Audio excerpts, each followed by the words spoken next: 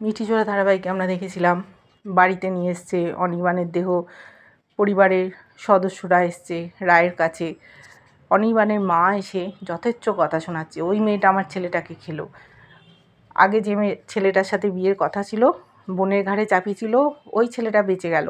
নীলুও বলছে যে দিদিভাই নিজে হানিমুন করতে গেল কাউকে কিছু না বলে, কেন গেলি জঙ্গলের মধ্যে, অনির্বাণদা এইরকম বিপদ হতো না। খুব খুশি হয়েছে ও দিদির এই বক্তব্য দেখে, মনে মনে ভাবছে আমার নাচতে ইচ্ছে করছে।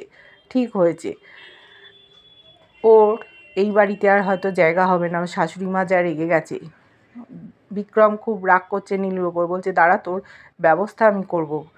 ওকে ওখান থেকে সরিয়ে দিতে চেয়েছিল, পারেনি। রিসর্ট থেকে বারবার বিক্রমের ফোনে ফোন আসছে, ও ফোনটা রিসিভ করছে না, নেটওয়ার্ক কাজ করছে না। কি বলতে চাইছে ওরা? অনির্বাণ কি সত্যি মারা গেছে নাকি ওটা অন্য কেউ ছিল একই রকম?